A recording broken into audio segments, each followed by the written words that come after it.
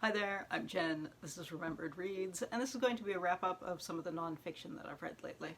First up, I have Melody Warnick's This Is Where You Belong, The Art and Science of Loving the Place You Live. This, taken as a collection of factoids, is kind of entertaining. The author did some investigation into various studies surrounding community building in a US context. The author was somebody who was moving around for her and her husband's academic careers and uses the framework of a memoir to guide the steps. They've just landed in a new town. She wants to become connected. And she looks into how there are actually statistics backing up the idea that people who volunteer more are more satisfied with their communities. People who walk more are more invested in their communities. How it looks at different income levels and so on and so forth. The issue with this is that the memoir elements are very obvious. It's like, yes, if you're more involved in your community, you will be more connected to your community. Especially as somebody who's moved quite a bit over the past 15 years, none of this was surprising, and when she reacts to some of the facts that she finds as though they're surprising, it's a little eye-rolling because it should not be surprising. That said, this was a book that as I read,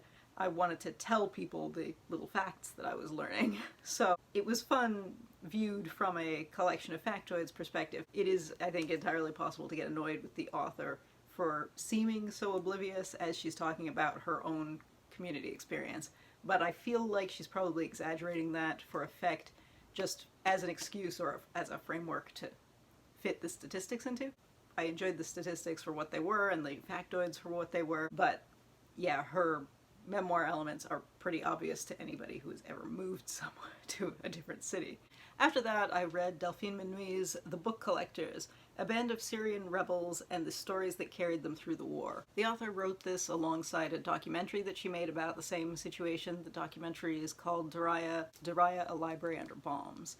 Daraya is a suburb of Damascus that journalists were not able to get into during the period that's covered here, so the author was communicating via Skype and via WhatsApp groups with this group of men who took books from bombed out houses, schools, and whatnot, and built this underground library that lasted until that building itself was bombed out. So this follows her interactions with those men, her descriptions of the messages that they're sending her, the photos that they're sending her, her frustration in not being able to get a press pass to even get into Syria at the time. It is quite a short book, and I think it on its own is maybe not as interesting as reading alongside watching the documentary. And she does insert quite a bit of herself and her essentially side of it. She is not trying to write from the perspective of the men. She's writing from her own perspective as she speaks to them, which is a choice that I think not everyone will connect with, because I do think the stories of the men in the city is the inspirational element.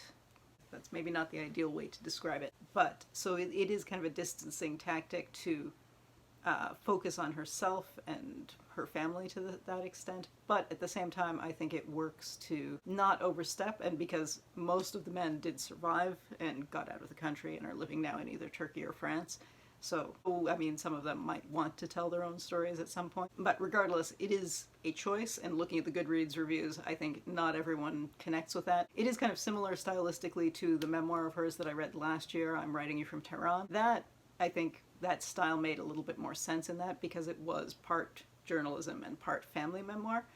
In this, it feels slightly more, as I said, like a distancing tactic, but I do think it still works, at least for me. Again, this is short, so temper your expectations. Next up, I read Ryszard Kapuściński's Shah of Shahs. This is a book that I've been meaning to get to for about 15 years when I read Kapuściński's book about the Angolan Civil War. He, of course, was the Polish journalist who was in all of these areas when revolutions were happening. This covers the end of the Shah's rule in Iran, so there had already been the overthrow of the democratically elected government, and this is before the revolution that brought in the Ayatollahs, and we get a bit of the beginning of that.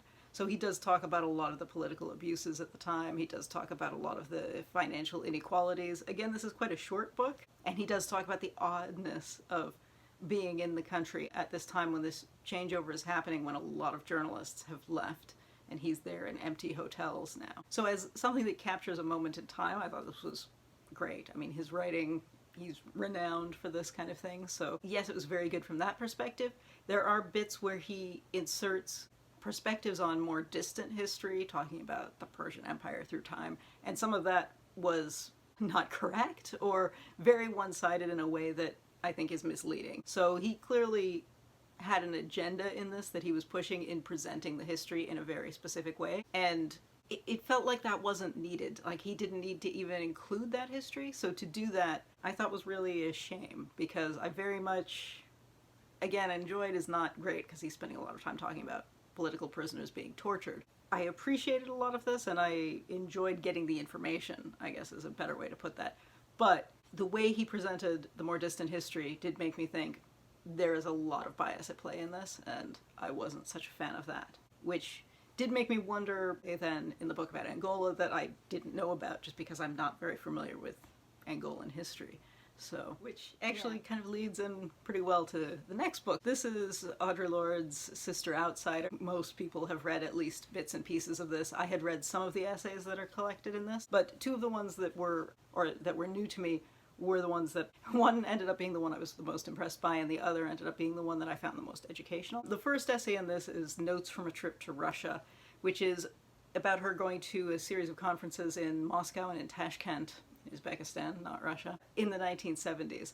And in that, she talks about people she meets and perceptions, both perceptions of people there, of the United States, and her own perceptions of the tours that she's going on and the places that she's seeing. And what I thought was really brilliant in that is that at one point she's talking to people about what communism has done to save the women of Uzbekistan and stuff like that. And as she's listening to this, she is aware that she's getting this propaganda story, but she's also aware that she doesn't know how to ask the questions specifically to work within that cultural and political framework in order to get the right answers that won't be the propaganda, if it's even possible to get the non-propaganda answers.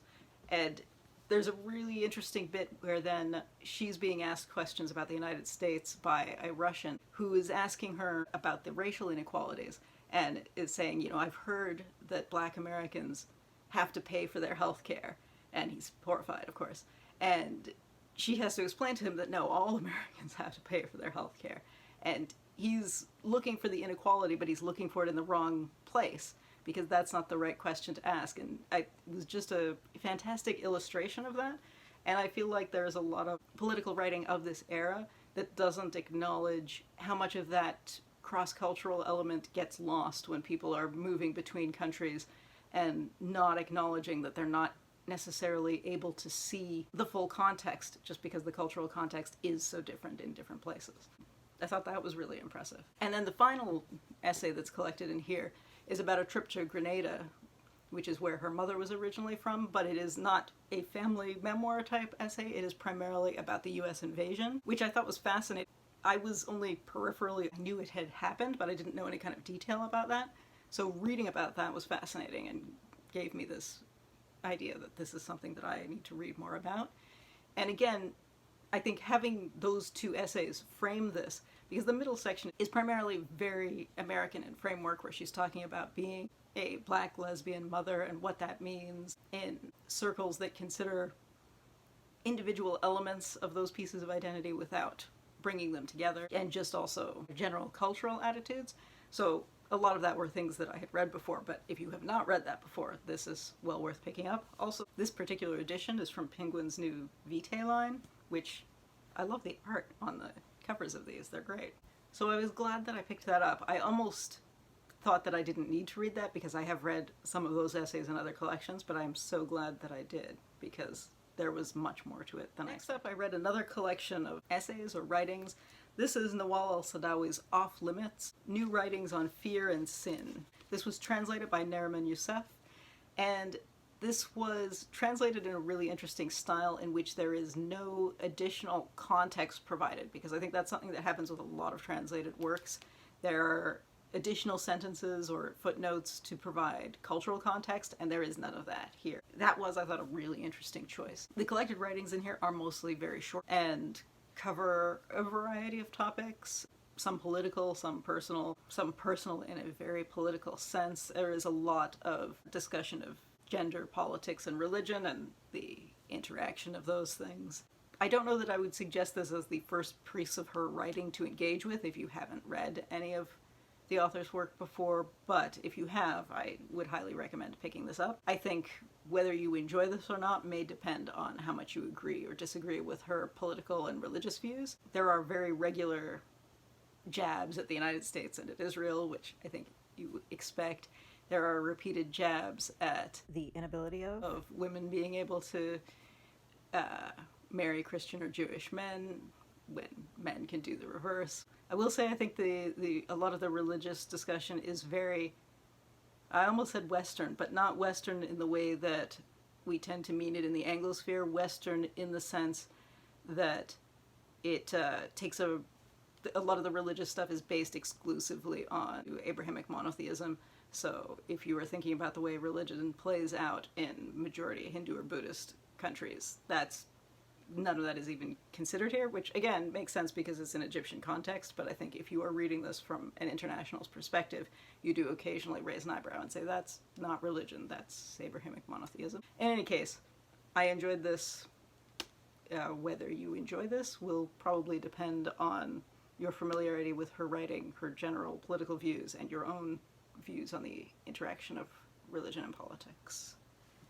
And finally, I read a piece of graphic journalism, and that is Kate Evans' Threads from the Refugee Crisis. This is looking at the Calais jungle, which has since been destroyed, which was essentially sitting zone for refugees who were in France and trying to get to the UK to claim asylum. And the issue was that if they were documented in France, then they wouldn't be able to claim in the UK. And why that matters, a lot of the people who were involved had family members in the UK who would even come over for the day and visit and say, yeah, my brother-in-law's there, this is my nephew. And because of the ridiculous amount of bureaucracy that was trying to prevent these people from being treated like people, even though there were these relatives in the UK who could have been sponsoring some of these people, that didn't happen. There were all kinds of unaccompanied minors who, when the camp was torn down, many of them disappeared. It was a very messy situation, and this has a very interesting style to it because the author does do quite detailed portraiture, and that's one of the reasons she was there. She was working on a project where she was painting portraits of some of the people who were living there. And we see in here some images of those, but the art in the book itself is styled in a much rougher way.